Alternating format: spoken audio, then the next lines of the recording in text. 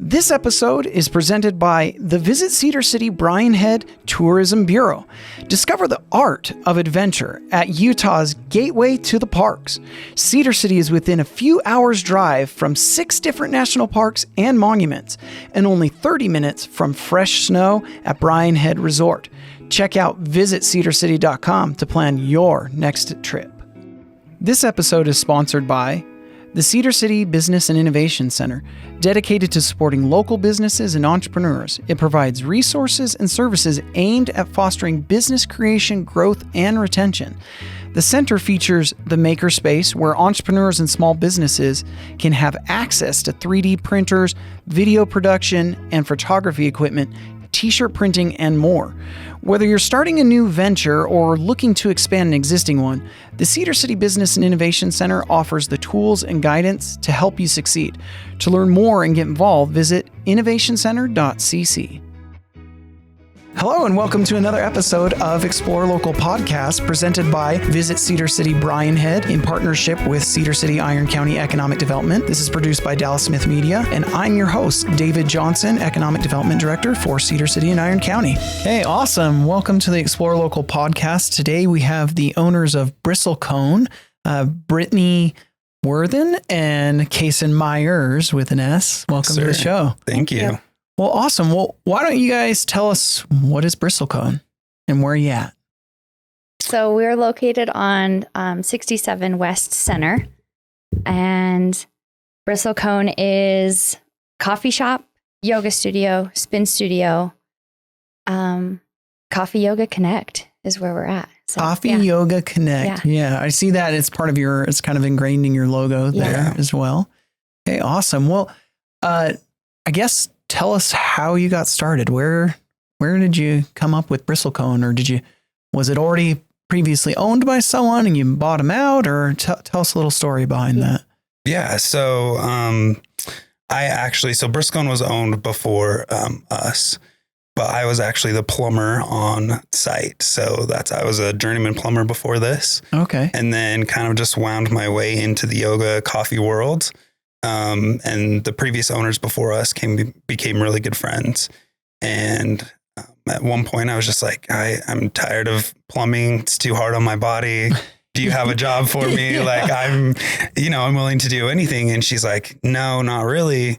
And I was like, okay, well, I don't have a job. So if you need me, and she was actually working on the spin studio at the time. And she called me the next day and she's like, all I got for you is to stain a beam. Like, we need it done by tonight. And I was like, okay, I'll be there. Done. And then after that, it was kind of just, I showed up every day, became the manager. And then when the two partners before that decided to leave, it was kind of like, I looked at Brittney and I was like, can we do this? And she said, yeah, we can. So we moved the finances around, actually sold my house, and we made it happen. So it means a lot to us, and it's our baby. We don't want to see it go to anybody else. And I think it's a big part of our community. And so we do our best to keep it here, keep it between us. And so that's kind of how we got to be at this point today. Yeah. Brittney actually, so she came to Bristlecone religiously. She always took my spin classes 8 a.m. Monday morning, and we just had a friendship in it and turned into business. Gotcha. So were you doing any kind of instruction as well, or you're just a patron? So started out as a patron. I was doing a few yoga classes, and then they opened the spin studio, and I was like, I'm going to try that. It's like brand new to me, right? So took my first spin class and was hooked from there and continued to take. And I had some incredible encouragement from a couple of the instructors. They're like, you really need to instruct. So worked towards that, became an instructor. And then it started to kind of fall into place. Like, they needed yoga instructors. So I moved over to the yoga side. They needed hot sculpt instructors. So I started learning hot sculpt. And then the opportunity to buy into the business came up. And I was like, absolutely. Like, this is my dream job, right? So I've dreamt of owning a coffee shop since like before I even moved to Cedar City. So it was an incredible opportunity. Couldn't pass it up. That's awesome. Yeah. You went from cult follower to I did. I drank woman the in Kool-Aid charge. and then we moved on from there. Yeah. So, That's awesome. Yeah. Well, why don't you guys talk? Let's kind of divide it up. Let's talk first about maybe all the classes and services you guys provide on. You dive into that and maybe go into each one in particular. Yeah. You want me to take the yoga side of Yeah, things? go for it. Okay. So the classes that we offer, they happen every day. Mm-hmm. Monday mornings, we start off with hot yoga. We are the only studio that provides the type of hot yoga that we have, with the room being heated to like 104 to 107. So it's pretty spicy in there. The next class will go into hot sculpt, which is our version of Pilates. Okay. A lot of strength-based fitness. We use weights, bands, Pilates balls, anything that you can think of, and a lot of just our own body weight focused. We also have warm flow classes, which means the temperature in the room comes down a little bit more. The energy comes down a little bit more, and it's very restorative type of yoga.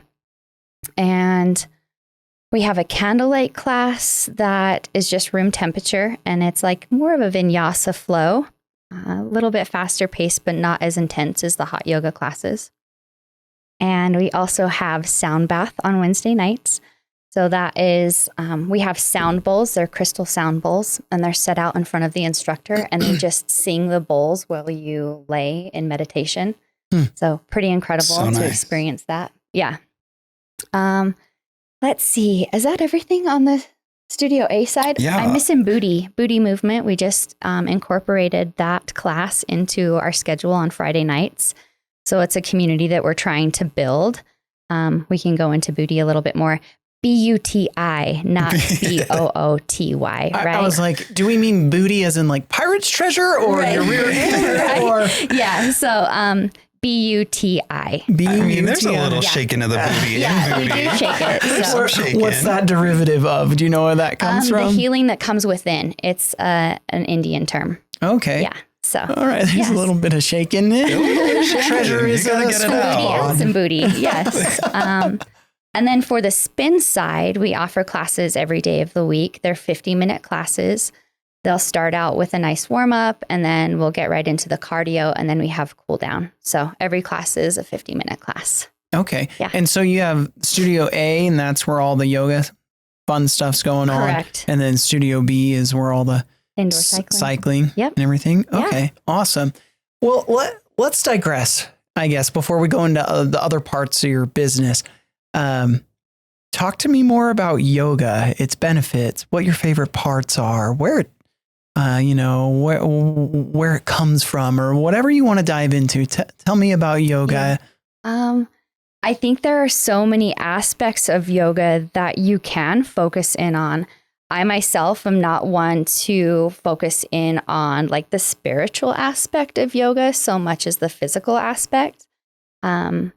There's a lot of meditation, a lot of breathing. You can really go anywhere with it. But the benefit for me, I think, is being in a class with like-minded individuals and creating community through that class. So that's what yoga is to me. And then just a way to move our bodies. So what is your most complicated move that you can do? And give us a description.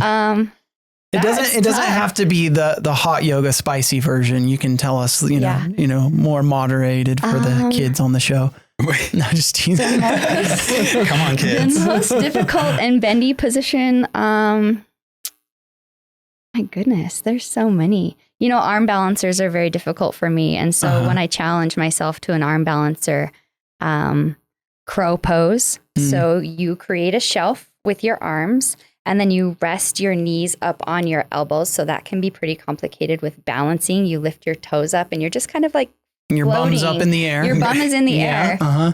That's why I was joking about the spiciness. Like I've done some yoga, so I know.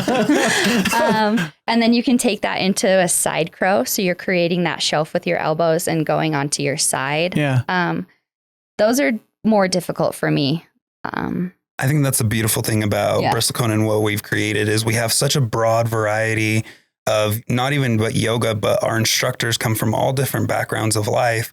Our clientele comes from all different backgrounds, aging from 16 all the way up into their 70s.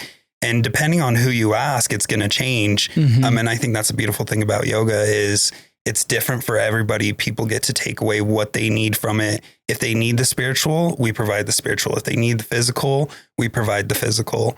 And it's just cool to see everybody, like, we get to know people one-on-one really intimately, which is my absolute favorite part, is that community connection.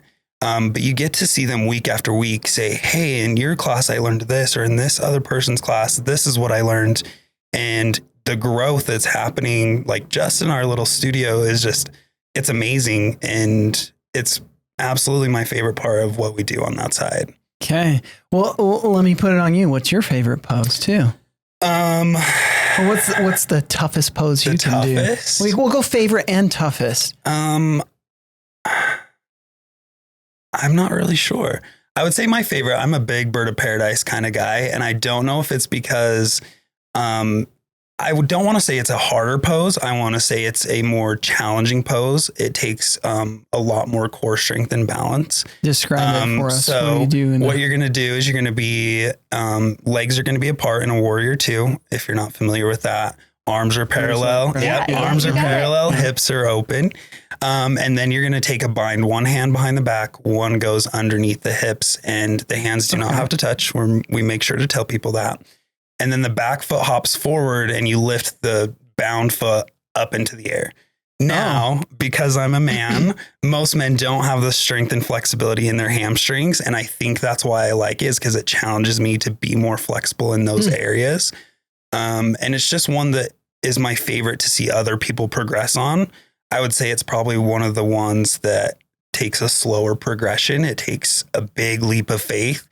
And so when I see myself or somebody else do that, it's cool. It's just like, it's so cool to watch our clients, our community grow into that. Like he was saying, like a lot of people will start with just like the extended side angle, and then they'll go into a bind, and you can just see this progression of them getting better and stronger and challenging themselves more. And it's such a beautiful thing, and to have that celebration with them too. Yeah. So it's very cool. That's awesome. Well, my first introduction to yoga was probably over 20 years ago now.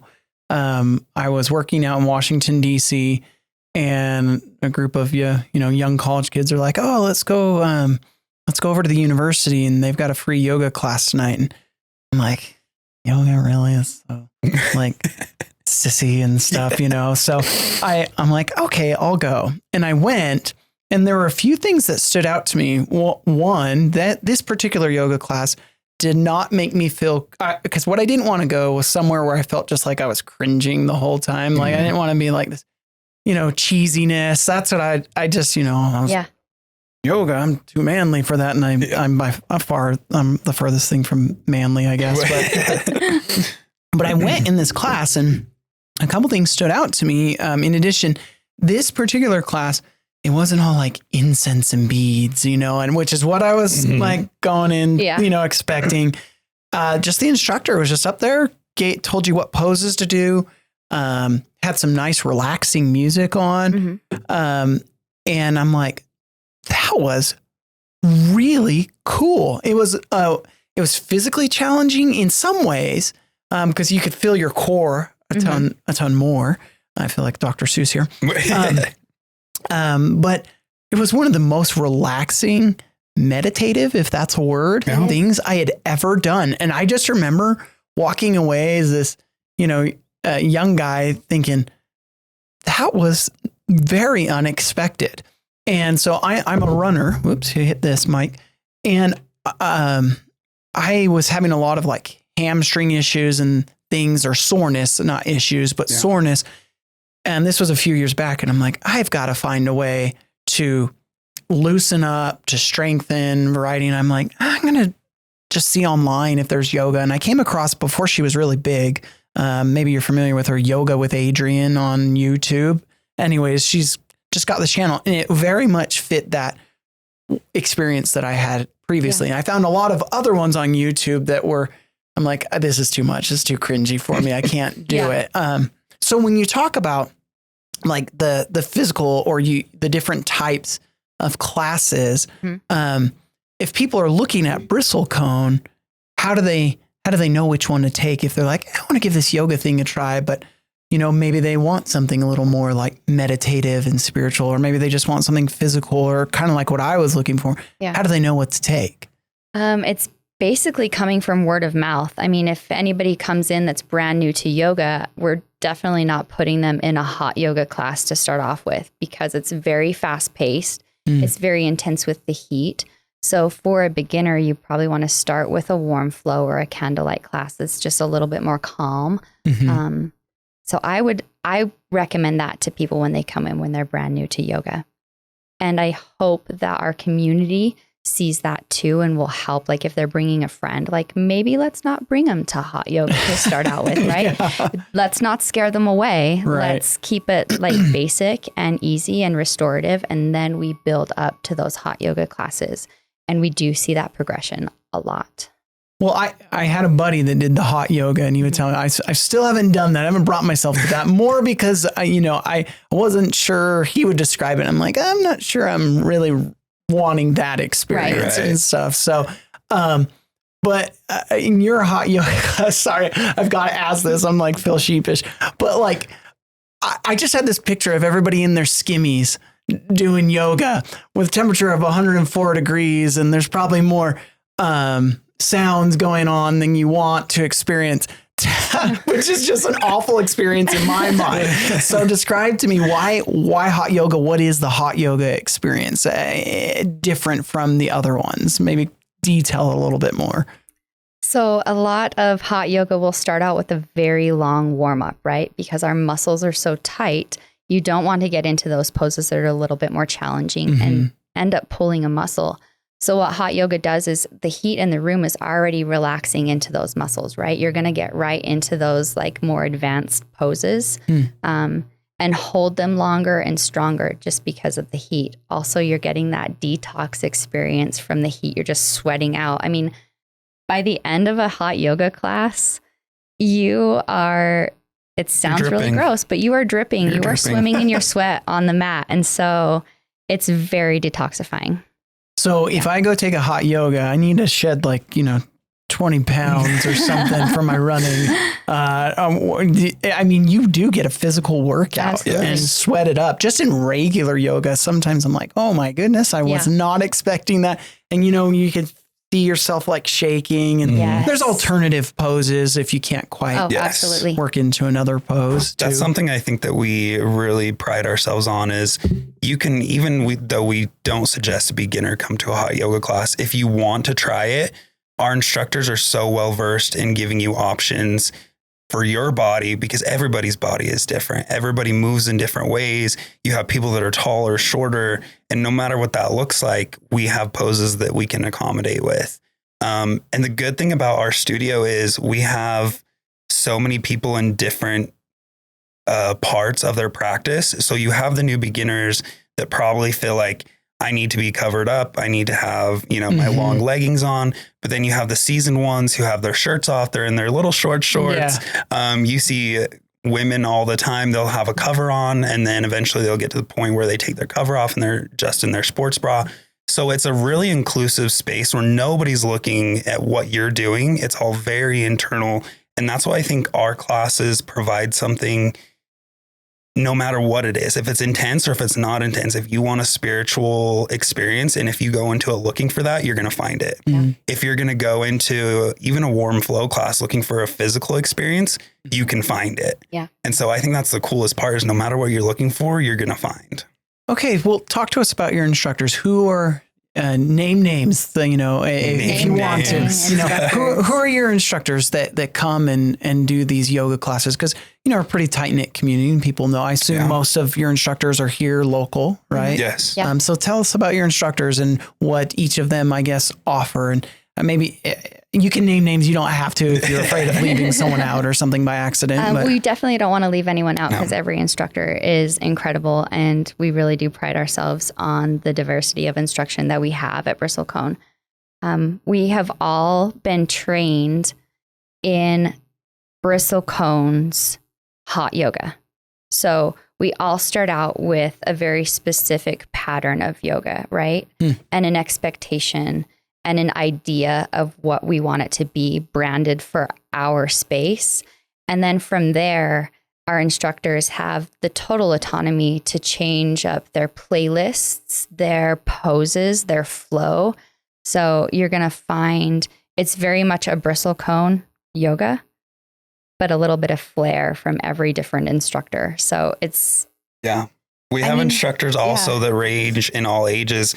I have a couple of them that will be in a hot yoga class and a country song will come on and then a rap song will come on, but somehow they meld together with the movements that we're doing. Nobody bats an eye, but as someone that like is looking for things like that, you notice those things. I also have instructors that like to take it a little bit more slow. That doesn't mean it's going to be easier. Yeah. And that doesn't mean that they're all the cute, nice little girls with the smiles on. They'll kick your, can I say that? They'll kick your ass. I said it anyway. Booty. Yeah. There you go. And so like all of our instructors are just so well versed in what they're doing in their own personalities. I think authenticity has a real big part to deal with it, because if you're not authentic, if you don't know who you are as an instructor, it's going to be a lot harder. You can't make those moves as quickly. You can't change your dynamics without questioning things. And all of our instructors are so good at knowing who they are and knowing what part they play in the community, not just with us, but they're all members of different parts of the community that we all just meld together. How many instructors do you guys have on the yoga side, I guess, to start? I think total we're pushing 20 instructors. So including instructors. Man, here I was thinking you had like Pilates, 6 instructors. Pilates, yoga, spin, all combined. Yeah, we have about 20 of us. Yeah. And you had a unique name for Pilates. What did Hot Sculpt. Hot Sculpt. Hot Sculpt. That sounds like good marketing is what that sounds like. Pilates is a trademark, right? So we can't necessarily come in and say our classes are Pilates classes if the instructor that's teaching the class has not been certified in Pilates. So Pilates style. Right. We do our own certification at Bristlecone for Hot Sculpt. So we have an incredible instructor. Her name is Ashley Buckner. She is a beautiful human. She has actually curated the training for our Hot Sculpt instructors.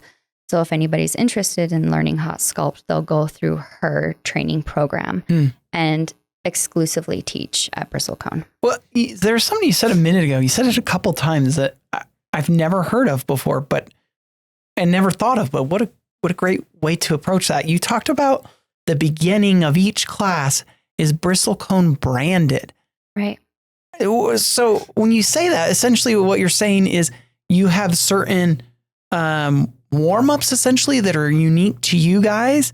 So when you go to Bristlecone, this is what you're going to start off with doing? Walk me through the Bristlecone brand of yoga. It's actually more focused on our training aspect. So getting our instructors trained in our brand. So it's not necessarily that you're going to come into a class and see that exact flow. It's just where we're starting our training with our instructors.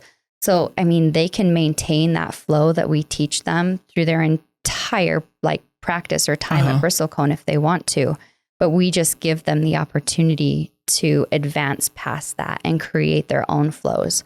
So if you're coming into a new instructor, they're more than likely doing the training flow that we created at Bristlecone. Okay. Yeah. And what kind of blocks do you have for classes, days of the week? Like what's your schedule essentially like if people are looking to come in for a yoga? Is it all over? We have it all. Yeah. On the yoga side, we are 7 days a week, so we don't take any days off. Most you have morning, noon, and night kind of thing? Well, we mostly stick to mornings and nights. Afternoons are hard. Yeah. People have jobs. People have kids in school. Afternoons don't work typically very well. But mornings we start bright and early. We have a lot of classes at 5 a.m. and then we generally end around 10 or 11 in the mornings. And then we start up again at 5 o'clock and then we go till about 8 or 9 o'clock at night. And so we have between both studios about 5 classes in the morning and 5 in the evening. Yeah. I had no So idea 10 that a much was day. going on over there. Yeah. It's a lot. Yeah. So many options, so many different options for people with different schedules. So Okay, well let's dive into the cycling, or what'd you call it? The spinning. Thank you. That's the word I was looking for. Let's dive into spin. So how many classes do you do of spin? How many instructors do you got there? there's probably 6 or 7 of us on the spin side, and a little less classes on the spin side than we do on the yoga side. But we do normally 2 in the morning and 1 in the evening. Some days there's just 1 in the morning and 1 in the evening. We're doing a little bit of a schedule change coming in March, so we'll have at least 2 in the morning every day. Yeah. Awesome. Yeah, taking that expansion and talk about I assume you have different types of spin classes. So talk about that. Yeah, so spin is kind of the same as yoga. We have our basic foundations of what an instructor has to instruct, not has to instruct, but what we expect our guidelines to be as our brand and Studio B, which is almost the same as Studio A in the fact that like we want to warm up in a way that's productive to the body. We don't want injuries. Everybody knows to listen to your own body. That's something that we tell everybody. Like your body, your intuition knows if we're telling you to do something and it's saying no, back off. You know what to do. And with our spin classes it's not just a lot of people get this interpretation of spin is that it's just you're sitting on a bike, you're pedaling your legs. It's cardio. Nobody likes cardio, but we make it fun. It's mostly a dance party in there. We have lights going. We have different things, a lot of choreography to help us out with that. Choreography on the bike? On a bike. Like M1. We are dancing on we're the bike. moving your hands, you're moving your legs, everything all at once. The hips are back, the booty's back. The B-U or B-O-O-T-Y this time. Yes. Okay. And we have some intense climbs, which means that like basically your top body is parallel. You're only using your legs. A lot of high resistance. There's other times where we're sprinting where there's low resistance and your legs are going as fast as you can. Spin is very dynamic. It's not, a lot of people think it's boring. It's not boring. Yeah. Well, at Studio B, it's not. Maybe somewhere if you go elsewhere, it could be a little different, but I've had some pretty boring ones. Yeah, we're pushing the envelope because we can't stay stagnant. We have to always look for that new way that's going to be A, fun, but B, productive for the body. Because ultimately that's what we're there for is body wellness. That doesn't even mean just physically, but emotionally, mentally. A lot of spin is bilateral movement, which if you have been into any sort of therapy, helps you process a lot more of those thoughts and feelings in your head than you're even aware of. Like people will come to our spin class and get emotional and they'll start crying and they're like, I don't know why I just did that. Yeah. Well, your body's moving in a way that allows you to process these things, to let go of those emotions. And we pride ourselves on show it. Yeah. If you need to cry, cry. If you need to get angry, get angry. But like all emotions are welcome. Everybody is welcome in what we just do. Don't throw the bike through the window. Just don't throw the bike. It's really heavy, so you're going to have a hard time. We also incorporate bands and weights, so you get upper body movement as well as the legs. Loud music, loud microphone. And all spin classes are like this? You don't have like a meditation spin class or anything? No. I'm just being a smart aleck. No, but you bring that up, but in the middle of every class, which is also a Studio B Bristlecone branded ride in our B50, we allow for a moving meditation song. So this, you can move your body in any way that feels good to you. It's just one whole song in the middle of class that you get to free ride. You can do whatever you want to do. And it started out being called moving meditation because you can just sit on your bike. You don't even have to move your legs. You're just listening to the music. You're processing thoughts. You're getting yourself right to start the second half of the ride. And every one of our classes will provide that for you. So you called it B50. Why 50? What's that? Just 50 minutes Just a 50-minute ride. Yeah. I think you guys need to do a party one that you call B-52, and you just play the B-52s the whole time. Love Shack, Rock Lobster, we do love a themed ride. Yeah, a themed ride is where it's at. The B-52s, there you go, Anyway. You have to come. If we do a B-52 ride, you have to come ride with us. I'll come do a B-52. All right. Front spots for you, buddy. Yeah, something like that. So there was a couple thoughts I had. Sorry, I get myself off track with my smart tangents. We love tangents.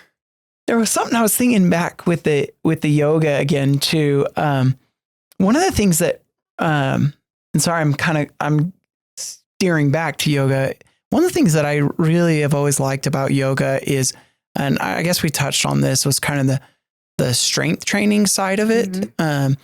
But it's the right movement. So when I've done yoga, what's so interesting to me is you'll have an instructor and they'll, you'll go in a certain pose, like warrior pose or something, and they'll say, now make sure your foot is, aligned a certain way, and turn that foot, and they'll say, and you can feel it at this exact spot, and you can feel the warmth going down your leg. And I'm like, oh my gosh, is this just psychological? But it's cool when the instructor knows and can describe exactly what you're feeling. It kind of blows my mind. And then that way, you're doing the right thing. So I help coach and track, cross country, and things like that. And actually, some of us coaches were doing some strength training last night. And I was surprised how many of the strength training type moves that we do for dynamic warm-ups and things were exactly yoga poses. I'm like, am I in a yoga class right now? Because they were so similar. And when we were talking about, okay, your foot should be here, your knee should be over your foot or whatever it was, I'm like, this is so much like, that's what I kept thinking about yoga. And so here's where I'm digressing is, how do you find for your clientele, the yoga or the spin classes? What other things do those translate or benefit in your clientele's personal lives, or just maybe they are athletes that do other things? I don't know. That's a really open-ended question.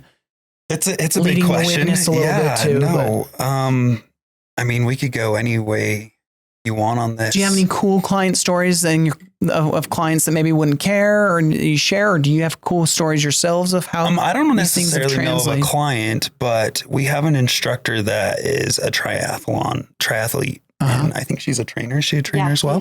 She's a triathlete trainer. And so she uses those times to take our classes, to stretch and to get ready for those long runs, those swims, those biking. She comes to our spin classes. And a lot of our clientele, we see a lot from SEU athletics. We do a lot of private classes with them. And I would say yoga is probably the basis of all stretching. So no matter what kind of dynamic movement you're into, it's going to go back to some sort of yoga form. There's so many different forms, so many different things. I don't know of any particular examples. Do you? I'm just thinking of one. You know what a plank pose is, right? Yeah. So, but you might want to describe it for our audience if they don't. You are stomach facing the floor. You're up either on your hands or your forearms. Your toes are tucked. Your heels are over the toes. Your hands are directly under the shoulders. So it's very much core engagement. I know that people listening can't hear me touching my tummy, but go on YouTube, you'll see. Some core engagement, and it can be so different. You can feel it so differently if you don't have that proper form. Let's say your heels are back away from your toes. So your heels are pointing back towards the back of the room and your arms aren't directly under your shoulders. You're going to be feeling it a whole lot more in your shoulders. You're going to be feeling it a whole lot more in your calves and in your legs. So if you just rock forward that minute bit, you're going to feel it so much in the core. Also, if you're tucking your pelvis and you're actually focusing, like you said, is it psychological? Absolutely. If you're bringing your focus to your core, that's where you're going to feel it. So, little things too, where they say move your shoulders back. You're like, I feel it. Or move, adjust your hips forward or whatever they tell you, these little subtleties. And then all of a sudden you feel like, oh, I feel it. We call those micro adjustments. So we'll get you into the pose and then we'll give those micro adjustments to help, like, we call it reading the room, right? So as an instructor, you're just kind of like watching all of your clients in these movements. And if you can see someone's foot out of place or they're not squared off in the hips and the shoulders, it's a very broad like suggestion to square your hips. We're not ever pointing anyone out in class. Like that is an absolute no. We'll never point someone out in class. It's a broad suggestion for people to just make those micro adjustments. I don't know. If I was the instructor, I'd be like, Carl, you're looking awful over there. Get those hips. No, I'm just teasing. But get it together, friend. I mean, we're sure I think that's a good attitude. We can call out, but it's usually we call them out for doing a good job. Like if their form looks good, if they just nailed a pose, or even just I like to call on people that are maybe doing their own thing without drawing attention to them, but they're listening to their body. I mean, that's one of my favorite parts about Bristlecone is you can go into a class that's really intense. People are following along, but then you have people that are just stretching, doing their own thing on the ground, and we're not going to balk at any of that. You can come into class and lay down and just take Shavasana the whole time. And I would absolutely love to see someone do that. Okay. Describe what that is. That's one of the things I wanted you to go into. Like, what is that? What are different styles of yoga, things like that? Yeah. So Shavasana is your ending pose, your ending movement in really any yoga class. And it's the time where you lay back and you reflect on your practice. So maybe you come back to an intention that you set at the beginning of class. Did you achieve that intention that you set? It's not necessarily you're laying there thinking about like, oh, when can I get up and leave? Or what am I going to do with the rest of my day? It's a time for you to process that movement that you just did for your body. So Shavasana, I feel like for me is the most important part of any yoga practice. Yeah. Typically you're on your back, your legs and your hands are out to the side, just relaxed.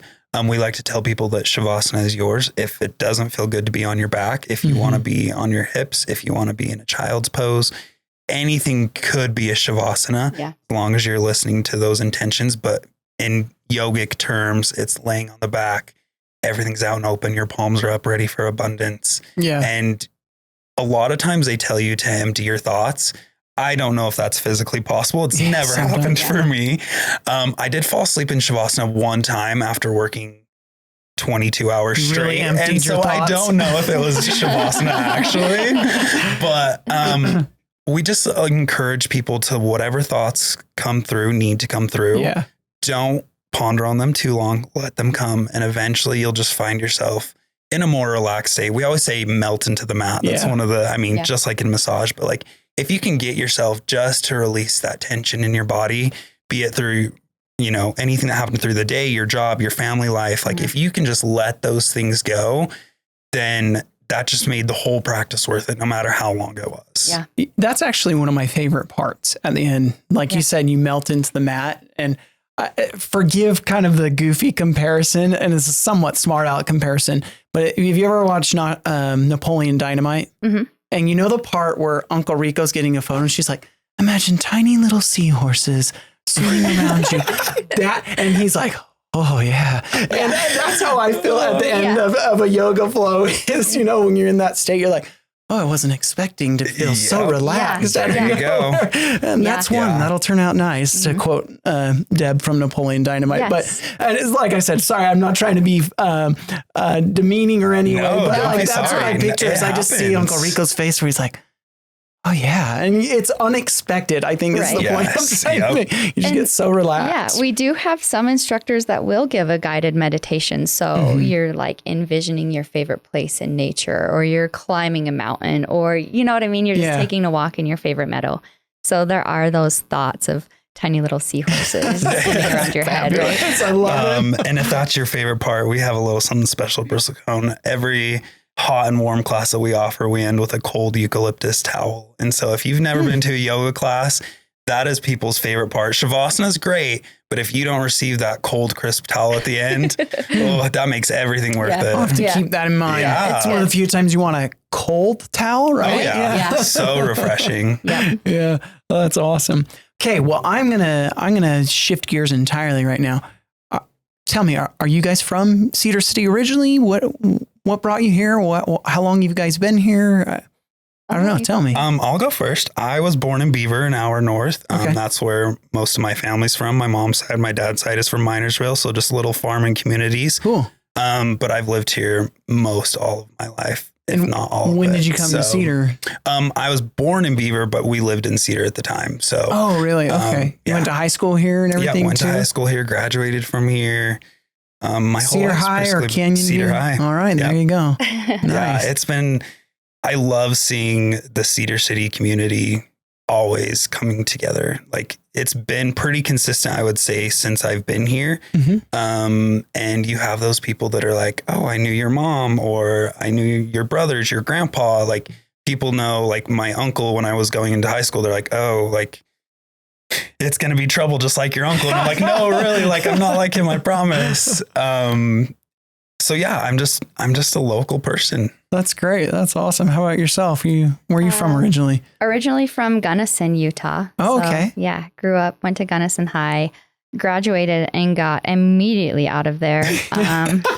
You're right? one of small town people either stay forever or have to get out, right? There's there's no lukewarm between. Had to get out, had to experience life, joined the military, moved all over the place. Which branch? And the Coast Guard. Yeah. And then made my way back to Cedar City after I separated from the Coast Guard and went to school at SUU. Okay. And then moved away again and lived in a couple different places, mainly Moab, Utah. Okay. And then my husband got a job at the Cedar Airport with SkyWest. And so we moved back. Yeah. And now she's stuck. I know. I'm going nowhere. Hey, you're somewhere. You're in Cedar City, Utah. I just have to say that, like, being someone who moves into Cedar City, not knowing anyone, it can be very difficult to find that community and find that connection and make friends. And there were, for a long time, I would say 2 years, about 2 years of me first moving back. Like, I felt like crying every day because I didn't have that community, you know, and finally found Bristlecone. And I'm going to tear up now, but if anybody's looking for that space and that community, I hope they find it with us. Well, that's great. Yeah. Well, I'm glad I asked about that. Sorry to kind of dive into there, but I think that's part of why we do this podcast, to showcase what we have in Cedar City, from everything from business to quality of life. We want people to see that there are things to go and do. We had Jeremy Waite from the Cedar City Business and Innovation Center with Southwest Tech and SUU and all of that. And he has a little side business where he creates pickleball paddles, and he's big into pickleball tournaments. And you know, I've been here about a year, and I was telling my wife, I'm like, I need to find like a basketball group or someone to go hang out with, because we love it here so much. But my social is work all day, go home, take care of the kids, you know, go to whatever kid event, which we love. Yes. But then there's no me time, right? And so trying to find those different connections. And a lot of people get that, you know, through church or community organizations that they're involved with too. And I think you're right. There are a lot of ways to connect with the community, and it's about identifying what connects with you. And that's one of the things I actually love about the Cedar City area is we have a lot of physical activities. We have a lot of arts, you know, organizations. We have a lot of nonprofit organizations that support needs in the community. And there's a way to find it. It's just sometimes not knowing about it. Yeah. Right. And exactly right. So it's really cool to hear that you were able to find that connection. It's always hard sometimes when you feel maybe a little lost on where is that connection, right? Especially when you're coming to a new community. And that's part of what I do is, as I'm trying to do business recruitment to the area, I'm trying to showcase, here's the quality of life offerings that we have in our community. And so hopefully we can convey that more. There was something else along those lines that you kind of made me think of, but now I'm a miss of what that was. But let me go on another digression. So you're small business owners Mhm. with a building. I don't know, what year was that building made? Do you know? Oh my gosh. Yeah, I don't- You were the plumber, so I was it a has some plumber. things to Well, work I mean, on. currently the story plumbing is it used to be the Bradshaw Chevrolet. Oh, I think I've heard building. that Yeah. actually. Yeah. Yeah. So Gotcha. I mean, it's been around for I a want while. to say 50 I don't know. around there. So, early Bradshaw middle Chevrolet. 1900s. Let us know. yeah. Yeah, no, the building is so cool. The history of that building is one of my favorites. And you're right You there can in still- downtown off of Center downtown, Street. Yep, Yeah. on Center Street, next to the winery across from the pub and Centro. Mhm. But one of my favorite parts about the actual building itself is the windows are all original, single pane, not the funnest to heat in the right. in But the I have winter noticed that. or to cool in the summer. But you can see all the history that's been throughout that building, like the lifts for the garage that they used to have there are still in the floor. Oh, really? We have some beams that came from the Garden House, which was an old historic house here in Cedar. And so we kind of just conglomerated it all into what it is now. I Have you mean, tested out clashing the new lifts? and old. You know what? They're not working. They're cemented over, but you can still see the metal outlines. You create a bar, can like a bar around those or a dinner table. I mean, that's a great idea. That'll be for next Dig 'em year. up. Dig What's 'em up. that? Okay, Dallas Wow. Smith has looked it up. Thanks, 1931. The former 1931. Bradshaw building now So known we're as coming up on Bristlecone. 100 years. That's something like we're that. going We to need to do a celebrate. 100-year celebration of the We're building, going right? to. There you go. Now Yeah. that we know. What's your source on this, Dallas? St. George News. Okay, Thank you, not St. just George. Wikipedia. Thank you, St. George News. Oh, that is really cool. Well, in managing an older building, 1931, I wouldn't have guessed 31 there. What are some of the fun things you've had to deal with? I'm sure you have some fun, painful The stories. heating bill. Oh, The yeah. heating. Yeah. Yeah. I would say we've been pretty lucky. We don't really have a lot of things. I mean, we have minor things. Sure. As a small business owner, something always needs to be fixed. There's always 10 things getting added to the list when you complete one. But we have collected such a great group of people that just a couple weeks ago, the heaters in the yoga room went out. We have a local guy that does HVAC here in Cedar City. He comes and gets coffee from us every day. And I just looked at him and I said, "Sir, I don't know if I can use his name. His name is Lance. We love Lance. Hi, Lance. Throw it out, Lance. Yeah, Lance. Cedar Valley Heating and Air, if you ever need anything." There you go. Yeah. So we're The just plug. like, yeah, the plug, Lance, we need some help. And he had that thing fixed within 15, 20 minutes. Yeah. Awesome. And then just any little thing that we have, we're able to ask someone to be like, "Hey, To find do you someone know in our someone?" community. Yeah. Yeah. Yeah. It doesn't work without everybody working together. How many square feet's your building? Do you know? This is obviously I'm an no. economic development guy. I'm always It's trying got to to be find. like, I think it's like 4,000-ish. yeah. Hmm. Because Studio B is 600. Yeah. Yeah. It's got to be like close to 4. Okay. Yeah. Are your I haven't been in the studios. I've been in the cafe. Yeah. Do you have any kind of unique flair in your studios, or are they just your standard studios, mirrors, hardwood floor? I would say the heat, like the heat radiant and heat. yeah, when they were first building the hot yoga studio, they were advised to lower the ceilings just because, those are the original ceilings in there. Mhm. You can see the metal beams from construction, and they chose not to keep that history. And so I think that gives us a little bit more flares.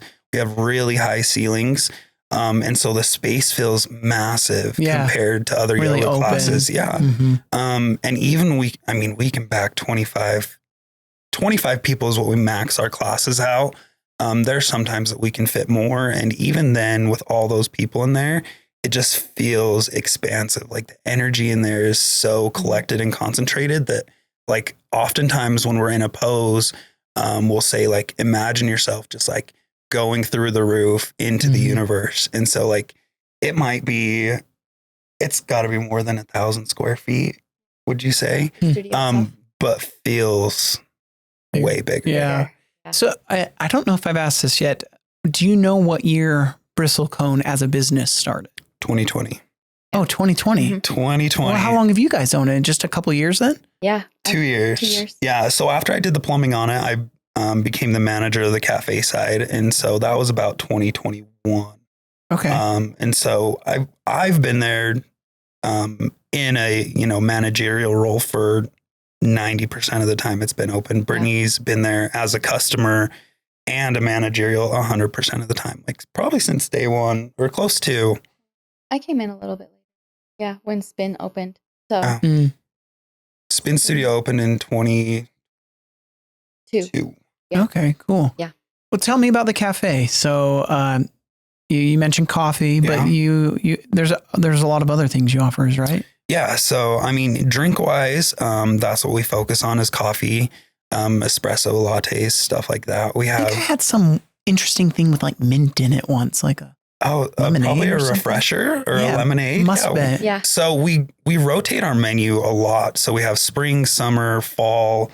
Currently, we have our Valentine's menu right now. Oh, what's the flair on Valentine's? The Valentine's menu is pink and red, and just those like happy Valentine's. Any unique flavors. Offerings on the menu with it for Valentine's? Or? It's a little cringy and cute at the same time. Well, isn't that the definition of Valentine's? Yes. Cringy and cute. I mean, in that case, we're nailing it. So our latte right now is called Love You a Latte, and it's red velvet based. So when you put everything together, it's a nice pinkish red color. And then we have one called I Love You So Matcha, which is matcha based. And then we use a pink cold foam on top. So we're just trying to be all cutesy with it here. Nice. No, we have the best coffee supplier. She's actually from Northern Utah. It's called Kings Peak Coffee Roaster. Thank you, Brandy. Thank you, Brandy. She is our queen and our savior, and she helps us with every little thing. Yeah. Right when we took over, the old espresso machine was going out, and so we had to buy a new one. And luckily, she was able to get us, a cheaper cost working through her. And she just takes care of us. If we have these ideas for coffee drinks, coffee flavors, she's willing to listen. She's willing to try. And she's my favorite for the fact that she goes to all these different coffee originators. Like, I think she's going to Honduras here in just a couple weeks. And she takes the time to work with these people. And then not only does she come back and roast their coffee to provide them with the, cost of living, she gives us these little papers with like updates on what this family's doing, or in Guatemala, like what's happening with the coffee business there. Yeah. And so it's so cool to be local, but global at the same time. That is cool. The cafe is a wild ride. It is. If you were ever in there on a Saturday or a Sunday, the line is out the door. The place, it's standing room only. Huh. Yeah. Do you have food too? We do have food. Okay. What is like sandwiches or what? What's your offerings? So I don't know. I haven't gotten food there. I don't think. Our staple is probably our breakfast bagel. Okay. Breakfast sandwich, egg. I think I did have that actually. I mean, if I'm you a sucker for breakfast food, especially bagel. Egg, your choice of turkey, sausage, or bacon, cheese. Spread 10 out of 10 recommend the sriracha cream cheese. Yeah, we like a little I'm spice. A sriracha fan. Yeah. Sriracha mayo is like one of my go-tos. So instead of the mayo, we do cream cheese. Did not know that was a thing. Yeah, bagels and cream cheese. I mean, we brought New York here. I mean, the bagels that we ordered are from New York. Yeah. And so it's a little bit more of a dense bagel. It's not like your store-bought fluffy. So it's you buy one sandwich and you're pretty filled to the brim in your belly.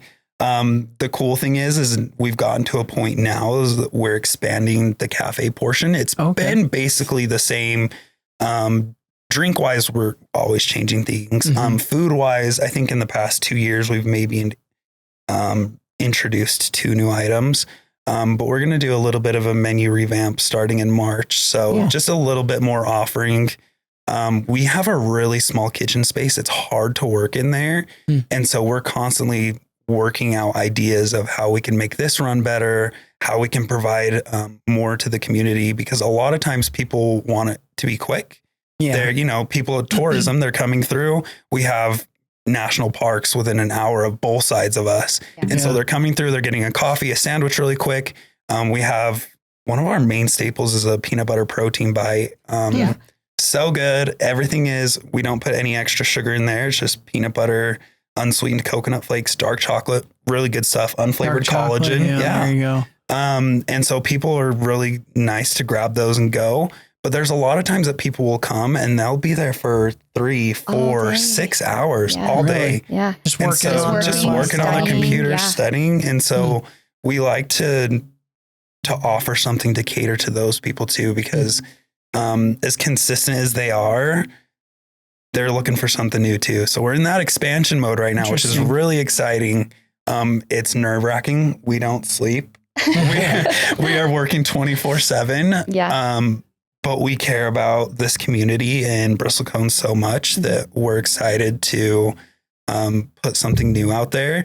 And if we miss, we try again. Yeah, sure. Yeah. Yeah, there are always going to be misses. We were just having a meeting a little bit earlier today before we joined you here. And we actually have to set up a time together that we can come in and like rearrange our area in the kitchen so we can store things properly. Like we have a meeting. Storage is a huge issue. Things. Yeah. So it's a little bit of a challenge. Like I have a deep freeze in my garage for all the excess stuff because we can't house it all there. It's a small space and I wish we had something bigger to expand that. But for what we do have, I think we do a really good job at making things work for us. Yeah. Make it work for us. I mean, we want people to come in and have it be tasty, have it be, I mean, on the little healthier side. I mean, we don't deep fry anything. We don't use, we use olive oil. We don't use a lot of processed stuff. And so, just a lot of MSG is all. No, just kidding. I mean, just a flavor MSG didn't hurt nobody. MSG and Splenda. That's all we. No, I'm just teasing. They don't. They're good stuff. Well, talk to me about your clientele. And you talked about tourists, but like on the cafe side, tell me about, what's the dynamic of your clientele there? And then on the spin and the yoga side, what's the clientele there? Is there much crossover or does the dynamic look different? For the cafe side, I think the dynamic is depending on the time of year, which is actually really cool. So we're going into the season now where we get a lot of the Shakespeare actors and the Shakespeare crowd. We partner up with the Shakespeare Festival every year. It's one of our favorite things to do. You see those actors and actresses coming back. They remember you. They remember your name. You remember them. And so the clientele in the summer is fun because it's mostly tourism with those occasional, like consistent people. We have a lot of people that we see almost every single day, which is, I mean, we know their life story. They know ours. And when they're gone for 2 or 3 days, we're like, where did so-and-so go? Are they okay? Let's and go then check they come their back. house. They come back and we're like, where have you Wellness been? check. You didn't tell us you were leaving. And they're like, oh, we did this, but like, thanks for noticing. We have a lot of college students. Find my friend. No, really, that's what we need. College students, the fall and spring, they take a lot of time to come and study there. We have a huge variety. Like I don't think we have just one specific type. Sure. Yeah. No. What about on the yoga and spin classes? What's your clientele look like there? A lot of crossover from like just the cafe clients too. And we have some spin and yoga that have never even really stopped over at the cafe. We do make it a little bit more accessible for those clients and giving them a discount if they hold a membership with the yoga or spin studio. They can come to the cafe and order something at a discount. So that's always nice to offer. But I mean, do you get many of like the Shakespeare actors and stuff? We do. So classes? One year we had one of the actors actually teaching a class at Bristlecone. It was so much fun. It was a dance class. He was like, I want to teach a class. And we were like, you tell us when. And so, I mean, he was here from, I think it was around 6 months. It was like April to October. And so. What kind of dance was he teaching? It was kind of a little bit, I don't want to say Zumba, but almost like a fitness hip hop almost. Like so it was like cardio intensive. Okay, cool. Just a way to shake your booty, right? And so just like on the cafe side, like the clientele on the yoga side ranges wildly. I mean, I think one of the fun things is, I think you said before, is like a lot of men are intimidated by a yoga class. The men at Bristlecone are some of the most consistent people there. And it's so nice because they are a safe place for the women to be the women in that studio. Yeah. So nobody's worried that we have some creeper man in the back doing, things like that. And so we have such good clientele. I would hang out with all of them outside of work. So just amazing people. Yeah. That's awesome. Well, tell me about your memberships. We haven't really dived into that. Like if somebody just wants to go for a 1-day class, what does that look like versus if they want a membership or things? Absolutely. So if it's your first class on the yoga side or the spin side, you get your first class for free. So that's really appealing to those people that are just traveling through. So tourists, tell me when you do the B-52s spin class. That's your free class. Apparently. Your free class. So that's appealing to people just traveling through. They want to pick up a yoga class while they're here. So drop-ins are normally $16 if you don't hold a membership. So any class that you come to outside of that first class for free is $16. Although we do have a few, we used to call them T-Bird classes. So it was just a way for T-Birds to come in, SUU students, for those that don't know what a T-Bird is, to come in at a discounted rate of $7 a class. We don't call them T-Bird classes anymore because now everybody that comes to those classes gets that $7 discount. Oh, cool. And those are varied throughout the week in the Studio A and Studio B side. If you're looking for a few classes and not necessarily a membership, we have a punch pass. They're $65 and that gets you 5 classes. Cool. They are separate between Studio A and Studio B. Is there like a holistic membership where you can do any and all classes that you want as well? Yeah. Okay. Yep. So our Move membership will include both unlimited classes to Studio A and Studio B. And that is $89 a month. Okay, cool. Yeah. And you said you were I started interjecting. You said you're about to do something new now? Oh yeah. No, we're just about to offer a discount on our punch passes. So Studio A 45 and Studio B 35 starting March 1st. So, okay. Yeah. All right. Yeah. We like to do a lot of, we like people to come to our studio. We don't want price to ever be a barrier there. And throughout the year, we have specials as well for our memberships that if you pay up front, I think this last one we had it goes from January 1st to the end of May.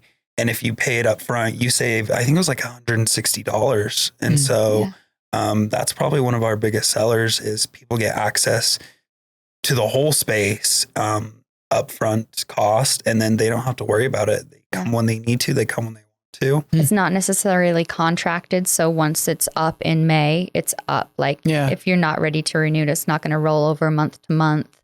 We will have the option to buy our summer pass at that point. And as long as you get on that track of memberships, you'll always be able to stay on one of those specials. Cool. Yeah.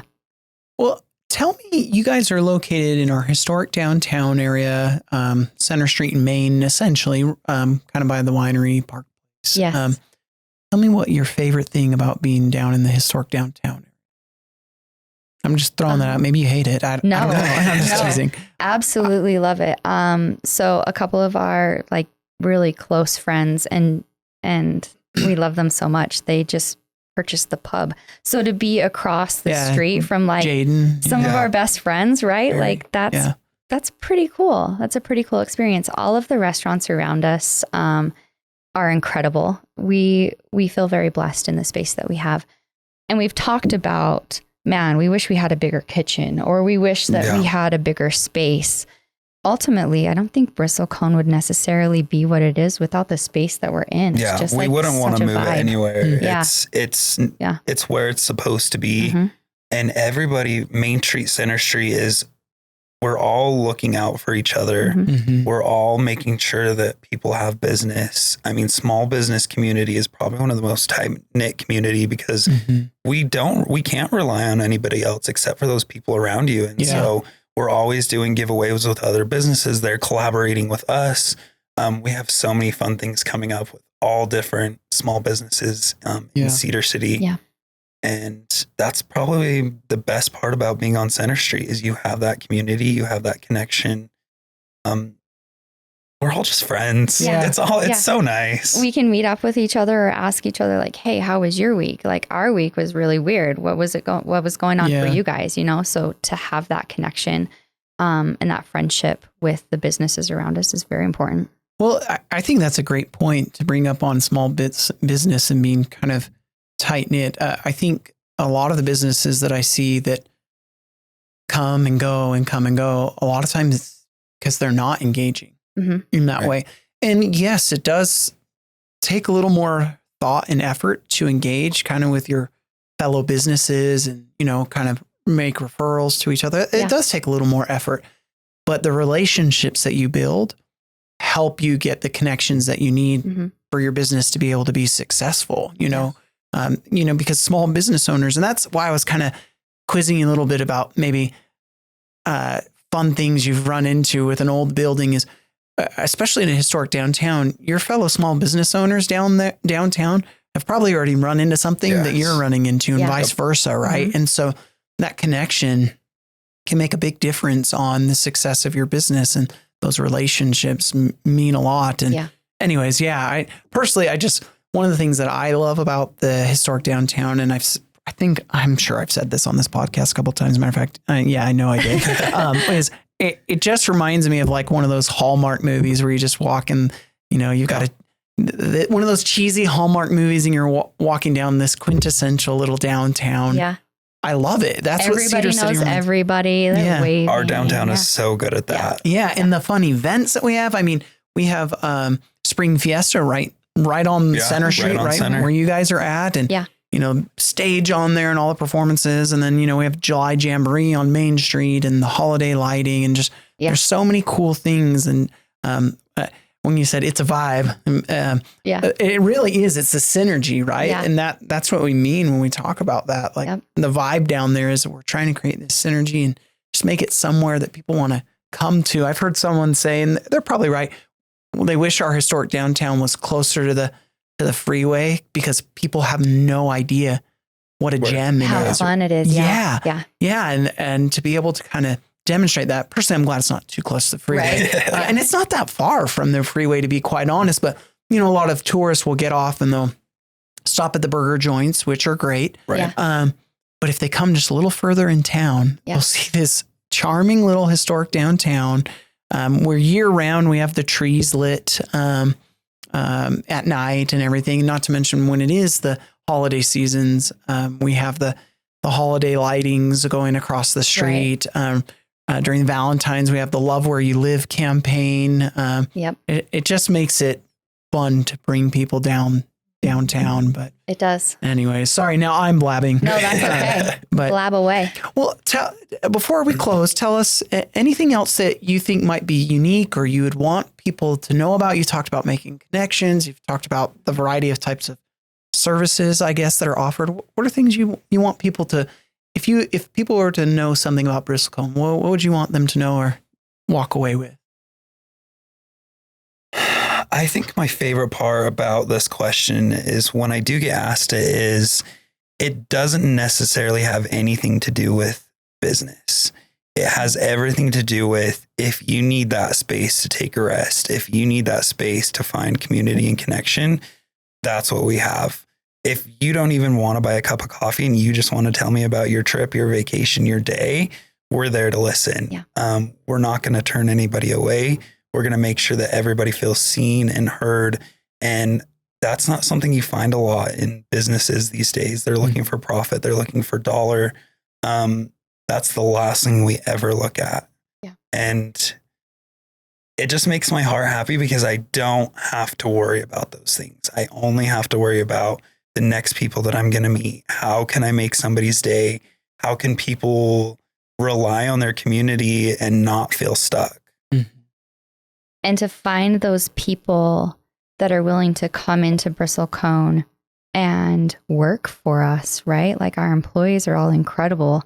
They do such an amazing job of helping people feel welcome, even when we're not there. And just like loving to work there. It's so important. They would rather live with each other than with their actual families. They're together really more than they are at work, which is fabulous. And I love to have that space for them. So that's really important. Awesome. Well, thank you both for coming on. We've got Brittney and Kason from Bristlecone. So if people are looking for you online, if they're looking to stop by the building, tell them where they go online, where and what your address is. Yeah. So online, we have an Instagram page, Bristlecone Company. And then online, bristleconeco.com will take you to the website. You can see our scheduling. You can order online through the cafe, see the menu on there as well. And physical address, we are at 67 West Center Street, right across from the pub.